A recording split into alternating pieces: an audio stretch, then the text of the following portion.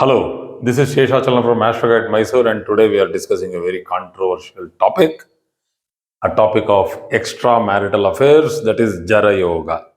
This is not the Jada Yoga which I had done 2 yogas back, that is JADA, Jada, and just before this I had done Buddhi Jada, but this is Jara Yoga.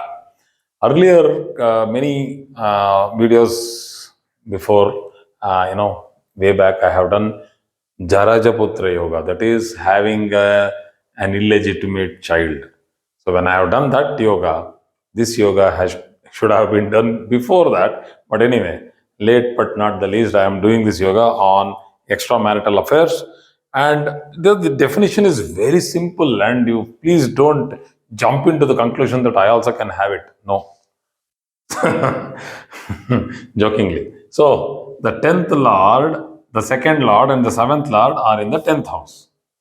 Such a simple definition. But for every ascendant, think about the 10th Lord and the 2nd Lord and the 7th Lord. You'll understand why that 7th Lord is so important, why the 2nd Lord is important. I'll just tell you.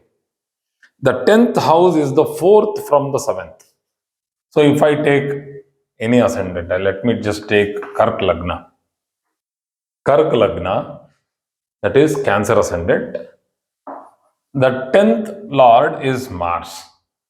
The 7th is Saturn. And the 2nd is Sun. So what a combination of Sun, Saturn, and Mars in this place. Sun, Saturn, and Mars. The 2nd Lord, the 7th Lord, and the 10th Lord. And how come this particular combination can give an extramarital affair? Let us understand. The 10th house is the 4th from the 7th. The 7th house is this here in this particular. This is the 1st house, this is the 7th house. So it is 1, 2, 3, 4. So if I go to the North Indian chart, 4, 5, 6, 7, 8, 9, 10th. So Capricorn becomes the 7th house, 11, 12, 1, 2, 3. So here all the 3 planets, the Sun, the Saturn, and the Mars, are placed in the sign of Aries, the 10th house. The 10th house becomes the Sukha. Sukha means the house of enjoyment. If the 4th house from the ascendant is Sukha, it is the enjoyment for the ascendant. And what is ascendant? Dehascha, avayavascha, Sukha, Sukhajaraste, Jnana Janmastale, Kirti, Swapnavalayate, Drupadaya, Akhya, Yomshi, Shantirvaya, as per the Uttara Kalamrita. The Sukha means getting satisfaction for those factors. Dehascha, for the bodily happiness, that is having a well-formed, good body. So the significations of a particular house will get its happiness from the 4th from it. The happiness here is enjoyment. But for the 7th house, which is for intimate relationships, the 10th becomes lustful enjoyment. So that means the 7th house gains its strength from the 10th. If there is a strong position in the 10th house. We are not talking about malefics and benefics here. Benefics are more dangerous in this combination. I'll come to that. Malefics are better. All these 3 are natural malefics, and I took it purposefully because I'll get all 3 natural malefics. Natural malefics and natural benefics. Who are the natural benefics? Jupiter, Venus, Moon, and Mercury. Mercury and Venus give sensual pleasure. It makes the person very sensual. Mars and Venus gives bodily pleasure. So he becomes bodily aggressive. So these planets, this Venus, Jupiter, Moon, and Mercury, when they come into this, this particular combination, it's giving rise to more tougher, placements. But malefics are much better. But I'm just trying to explain you that the seventh house means that you need the intimate relationship. And if the seventh house is well posited, you will have good intimate relationship with your spouse. And if the 10th house is strong, then the tendency towards extramarital affair is more stronger if the second lord, the Kutumbasthanadipati, the second lord being the Kutumbasthanadipati, the house of family, extended family is represented. The second house is also for intentions. It is not just second house, it is also for intentions. So that is why when I do my classes, I keep telling certain points which are very small but very important. So for example, I'll just repeat that point. This is Tanu. Tanu means body, the ascendant. This is Dhana, means wealth. In between is Mana, intention. Manas, that is mind, where you are focused.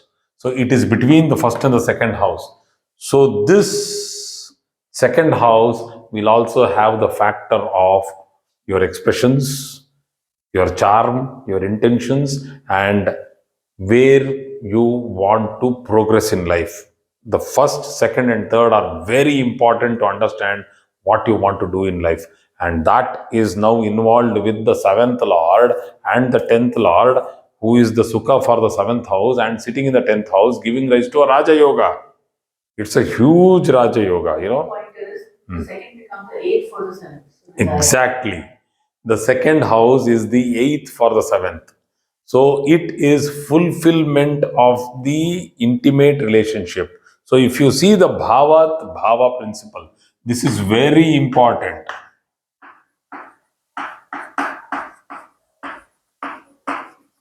This principle is the crux of many yogas. So the second house becomes the eighth from seventh. This is the house of lustful relationship, or let us say intimate relationship, and this becomes the fourth from seventh. So do not jump into conclusions until you have not seen the chart properly, because if the ascendant lord is strong, well posited, and if there are good positions of other planets which are spiritualistically positioned, that is the fifth lord and the ninth lord, they are not involved here. The fifth lord and the ninth lord do not get involved because the fifth house is for romance.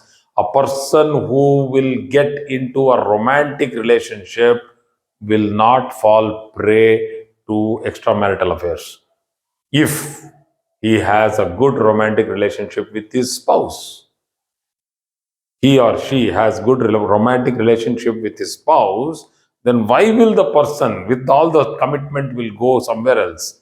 So if that is not there, and if it is a dry relationship, also then if the fifth lord is strong, a person will not get involved into marriage at all if he doesn't like the person.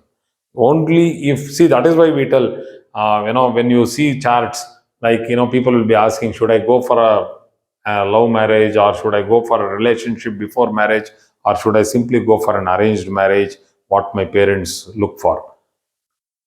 The fifth house, the second house, the seventh house, and the ninth house is very important. And I think I have done some videos on this.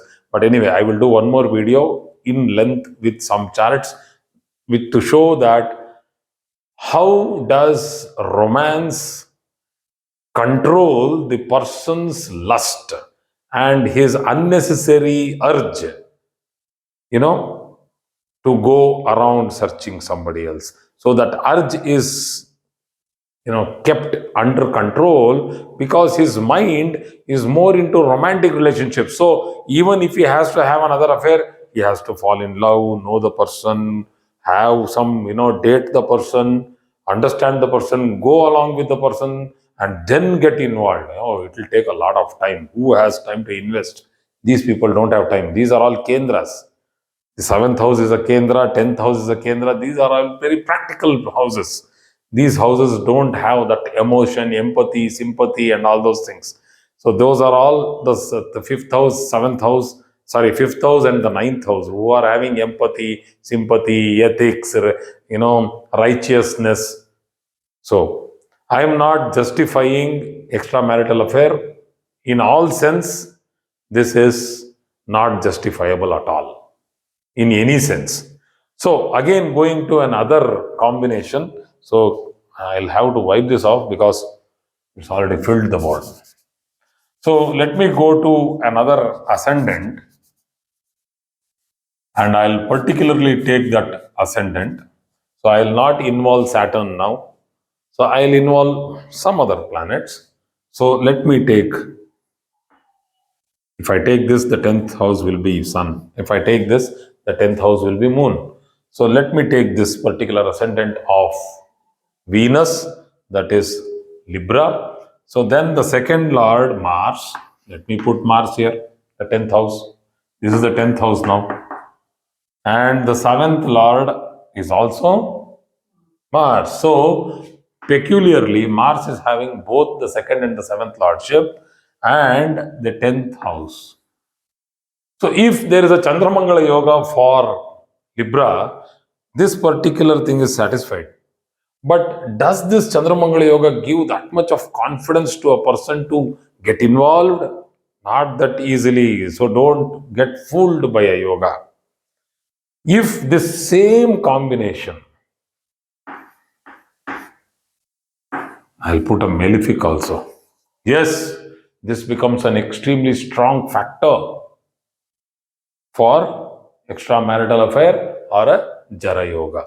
So when we are trying to understand this yoga, the factors of Mars and Venus are very important in this combination because Mars for the man and Venus for the woman, these two planets, when they are in reverse, that is, when Venus is strong in a man's chart and Mars is strong in a woman's chart, the longingness for physical intimacy becomes strong and they are aggressive. So they want it. So at what cost? At the cost of honesty, commitment, family ties, love, all this. You need to cross these boundaries. I always tell a person has to cross ethical boundaries to get into an extramarital affair, and Venus and Mars in reverse, that is Venus tough position with a malefic like Rahu in a man's chart gives that strength to cross the boundary. Same way, Mars in a female chart with a tough combination with, let us say once again, a Mercury gives a very strong, affliction to the chart where the person can cross the boundary. So, crossing ethical lines are to be seen in the horoscope, and this can be seen from, understanding the positions of the ninth lord, understanding the eighth house in the horoscope itself. So, if I have taken this, this is very important. The 12th is extremely important. And if you do not understand the 8th and the 12th, please do not predict this yoga. If you do not understand, the 8th house is for extreme commitment. That is the same house for extreme desire. A person who has desire and motivation, for the motivation, you need to see the third house and the sixth house. So, this is the 8th house. And this is the 12th house. If you do not know how to see the 3rd, 6, 8 and 12, do not simply go into this yoga and simply predict something. I have the 2nd, 7th and 10th lords in the 10th house, so let me try once. No. You will be doing the gravest mistake in your life and getting into trouble. No. It is three dosha is very strong. So the Yeah, in this case, the Stri dosha is defamation. See, the aftermath of a relationship should be understood. In this, it's an extramarital affair. So the aftermath of it has to be understood, and you should not go through humiliation, social humiliation. You become the taboo in the society, and people will be seeing you like as though you have done the biggest mistake in the world. Though it is a grave, crossing the line, but still, I'll add one point. If in case if this horoscope is a male's horoscope, then in this case, he might be in a honey trap. maybe because the Lagnadipati itself has got involved, so he might be trapped into a false pretense. People trapping you. Honey trap is the correct word to be used. So there are many variations. I have charts of honey trap also, but still I will not put that here because some confidentiality has to be maintained, but I can put examples of that. So thank you very much for today's class.